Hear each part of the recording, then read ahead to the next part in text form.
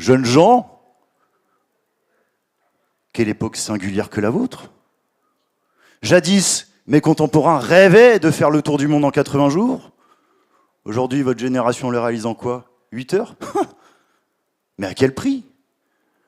Je constate que le charbon a cédé sa place au lithium, que mes diligences sont devenues des monstres mécaniques que vous appelez camions et dont il ne reste des chevaux que la puissance cylindrique. Fichtre, quelle époque singulière que la vôtre.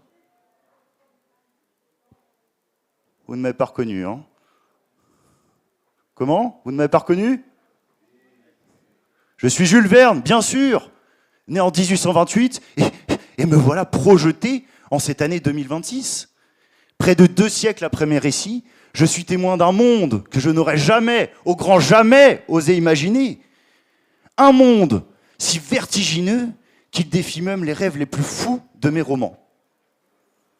Alors, pour célébrer ce salon du top transport, j'ai été convoqué en votre temps par un jeune professionnel audacieux, un esprit téméraire, qui a tout de même eu le culot de réécrire l'une de mes œuvres les plus célèbres. Imaginez un instant, Phileas Fogg, mon héros flegmatique, qui se déciderait à refaire son tour du monde, mais cette fois-ci en 2072. Et dans ce monde dystopique, les flux de marchandises y sont certes optimisés, oui, mais les ressources, elles, s'épuisent. Les routes se fragmentent. Les équilibres géopolitiques vacillent. C'est à Paris que débute ce voyage, et avec lui son premier défi, quitter l'Europe. Comment, me demanderez-vous? Grâce au petit frère de l'Orient Express, bien sûr. Vous l'avez dénommé Hyperloop. D'ailleurs, qui parmi cette assemblée croit sincèrement que l'Hyperloop sera la norme en 2072? Manifestez-vous, je vous prie. Pas grand monde, hein? Le concept est séduisant, mais est-il réellement novateur? Je vous le demande. Car voyez-vous, de mon temps, nous avions déjà un moyen de transport similaire. Oui, j'ai nommé le poste pneumatique de Paris. À son apogée en 1933, 430 km de tubes souterrains permettaient d'acheminer un télégramme dans toute la capitale en moins d'1 heure. Magnifique, n'est-ce pas? Pourtant, vous l'avez abandonné. Comme vous avez abandonné tant d'autres merveilles. Prenez par exemple l'aérotrain, un véhicule glissant sur coussin d'air, une prouesse d'ingénierie à la française. Mais l'État l'a lâchement abandonné. Et au profit de quoi? Du TGV. Regardez le résultat aujourd'hui. Combien d'entre vous ont vu leur train annulé pour arriver à cet événement? Mais quel gâchis!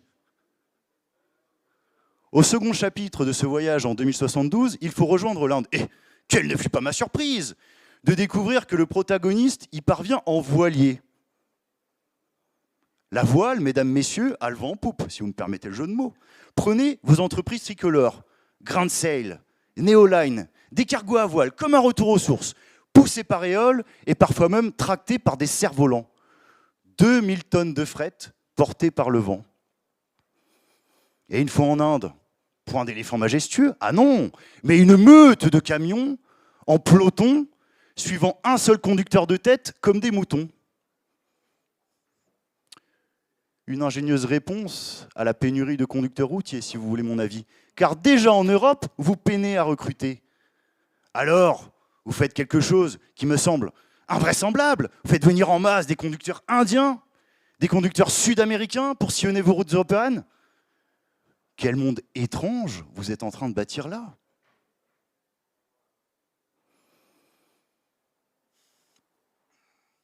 Et l'aviation dans toute cette histoire?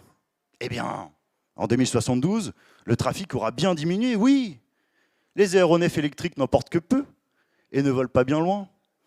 Résultat des comptes, ils se cantonnent à des distances régionales, entrecoupés d'arrêts pour recharger les batteries.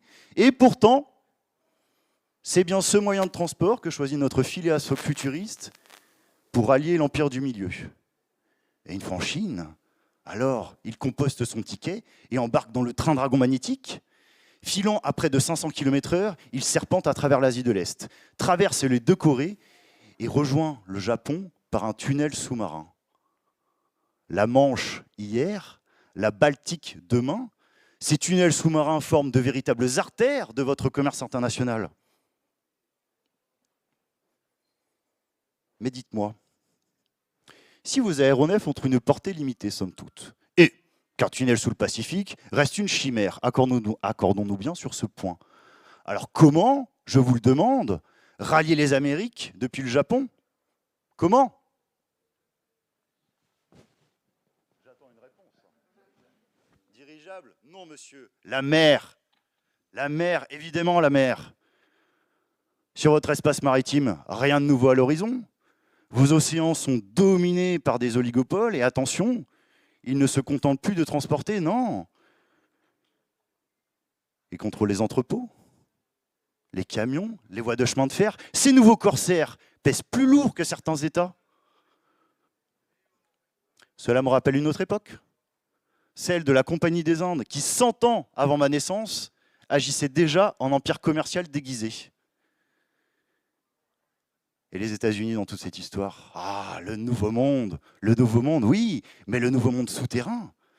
Tels des fourmis infatigables, ils creusent le sol, tracent des autoroutes enfouies pour relier leurs grands nœuds logistiques d'ouest en est. Et une fois sur la côte est, la logistique souterraine ne suffit plus. Et les regards, les vôtres, se tournent vers le ciel, vers ce câble tendu vers l'orbite, vers ces capsules qui montent lentement vers des stations où l'on saute d'un continent à un autre, sans même effleurer le sol. L'ascenseur spatial, jeunes gens. Je peux vous assurer que mon fidèle Impey Barbicane n'aura eu nul besoin d'un canon, mais bien de ce fil d'Ariane pour arriver sur la Lune.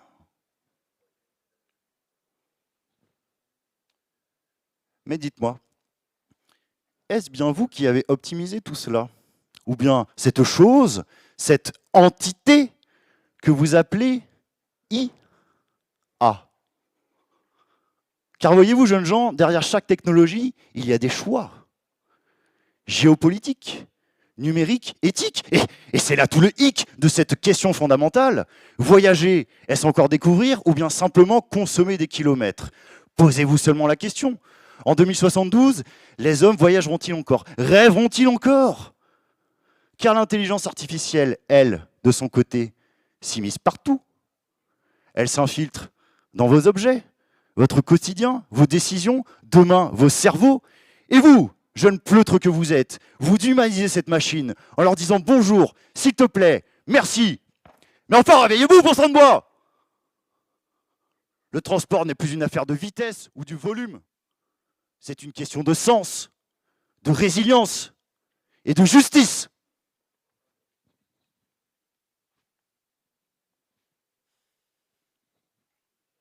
Pour autant, tout n'est pas si sombre. Et une jeune génération, la vôtre, imagine des solutions que même moi, Jules Verne, n'aurais osé écrire. Alors, pour ce nouveau tour du monde, je vous invite à rêver, à voyager, à transporter différemment, car le futur n'est pas écrit. Il est à bord, et vous êtes aux commandes. Mais prenez garde. Pour créer le monde de demain, encore faut-il pouvoir l'envisager. Et si vous ne l'envisagez pas, d'autres le feront à votre place. Peut-être même des machines. Sur cette ultime leçon, je vous tire ma révérence. Mon tour du monde s'achève et moi, Jules Verne, je vous cède ma plume. À vous désormais d'écrire la suite. Vous n'êtes qu'au début de cette belle et longue aventure. Alors laissez-moi vous souhaiter, mesdames, messieurs, un bon voyage.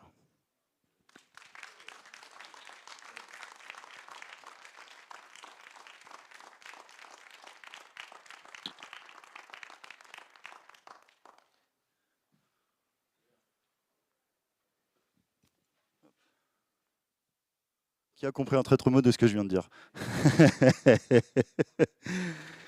Bonjour à tous et à toutes. Alors pour ceux qui ne me connaissent pas, je suis Antoine Coupé.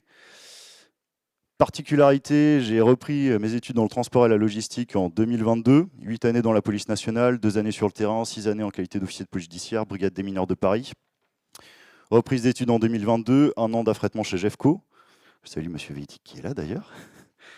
Puis 3 années depuis chez Hellman World Logistics en transitaire, je m'occupe du développement de l'activité commerciale France, tout produit.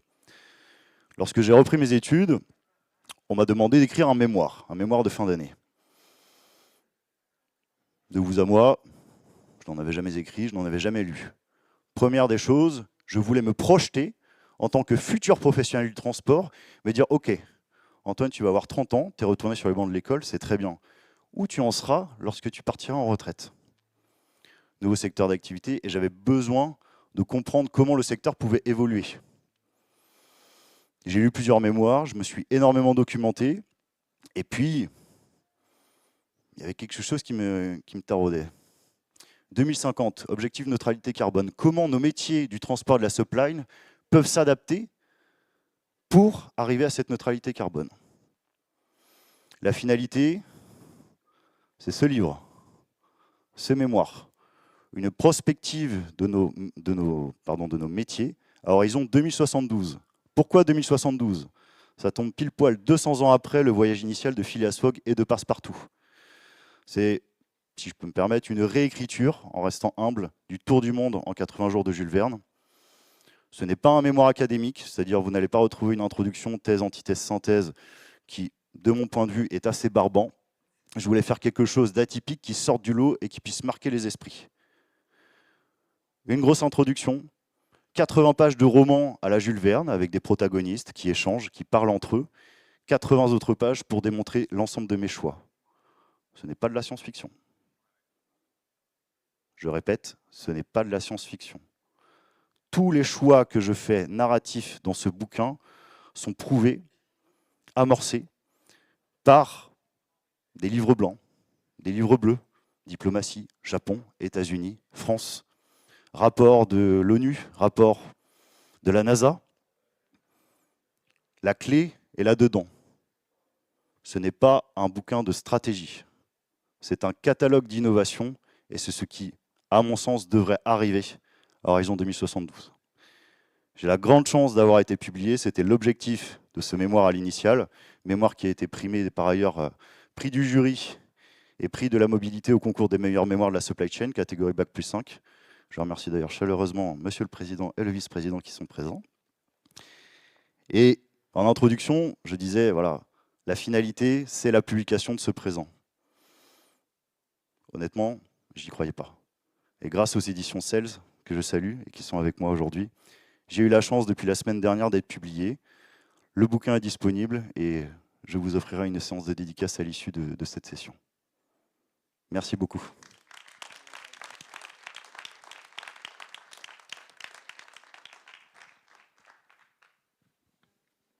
Avez-vous des questions? Je vous ai endormi. Bien.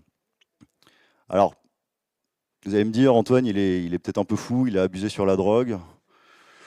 Soit. La bière, le rhum. Ça, c'était hier soir, Olivier. Peut-être pour vous citer 3 exemples que j'ai pu anticiper. Et avant tout, c'est important pour moi de vous rappeler la frise temporelle, la chronologie. Ce mémoire, ce livre, il a été écrit uniquement de septembre 2024 à juin 2025. Absolument rien n'a été rajouté depuis ou enlevé, modifié, aucune altération. Lorsque je l'ai écrit, j'avais anticipé une guerre entre l'Iran et les États-Unis, soit en mer Rouge, soit dans le Golfe Persique. Vous connaissez le contexte actuel géopolitique, belle anticipation, très fier. Et une autre anticipation que j'avais prévue, c'est la notion de co-camionnage. On parle dans nos métiers d'optimiser les camions. Il faut remplir, il faut que ce soit optimisé à 100%, certes. Lorsque vous y réfléchissez un instant, nos camions ne sont absolument pas optimisés. Pourquoi? Parce que sur un camion, vous avez un tracteur et une semi-remorque. Et sur ce tracteur, vous avez minimum 1, voire 2 places passagers. À une époque où on cherche à décarboner nos flux, où on cherche à valoriser nos mobilités douces et à arriver à une société frugale, pourquoi les cabines des tracteurs ne permettent pas de voyager? Après tout, lorsque vous prenez l'avion, vous avez assurément du fret dans la soute. Lorsque vous prenez un train, Il peut avoir également du fret dans la soute.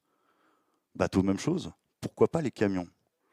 Sur le système d'un Blablacar, j'avais anticipé que le co-camionnage allait arriver dans les années à venir.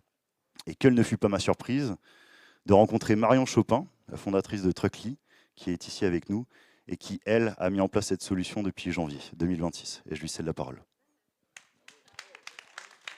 Alors, franchement, bravo Jules ou Antoine, je ne sais pas comment je dois t'appeler aujourd'hui, mais on n'avait pas préparé cette transition. Désolé Jérôme, on ne doit pas te l'avouer, mais le salon était bien riche, donc on n'a pas forcément eu le temps, mais merci.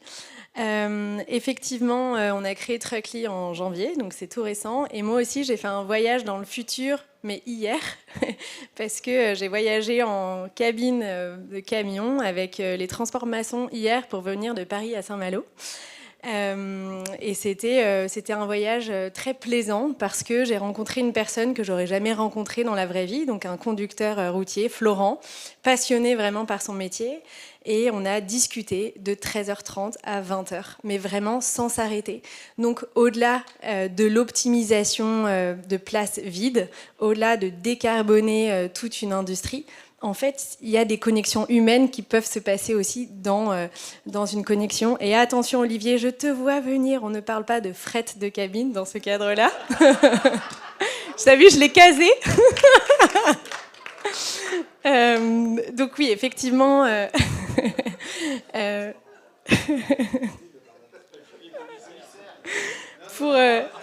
Mince, ça y est, je les ai lancés. J'aurais pas dû. Donc Truckly, effectivement, c'est la première plateforme de co-camionnage en France pour le moment.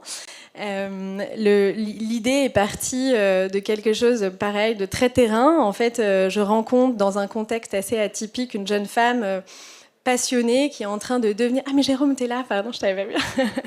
Une jeune femme qui est en train de devenir conductrice et je vois vraiment dans ses yeux un métier passion et alors que moi, honnêtement, en fait, c'est un métier que je connais pas. Je vois des camions sur la route qui peuvent me déranger. J'ai moi aussi des clichés sur le métier de conducteur routier.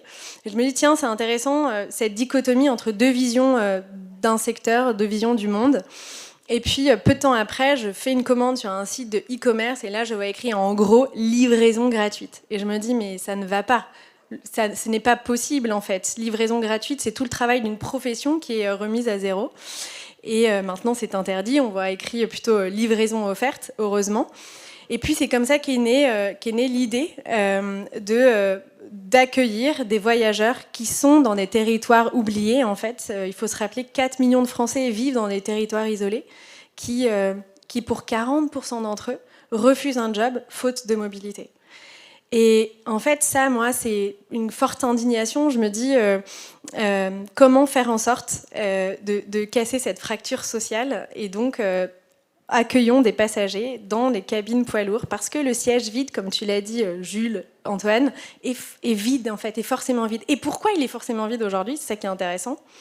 Pour des questions d'assurance. Donc allons voir les assurances, expliquons qu'il y a un potentiel pour le transporteur de revenus supplémentaires. En ce moment, on ne dit pas non, je pense, à du revenu supplémentaire. Un revenu supplémentaire pour le conducteur et surtout une solution de mobilité pour des jeunes qui sont dans des territoires enclavés.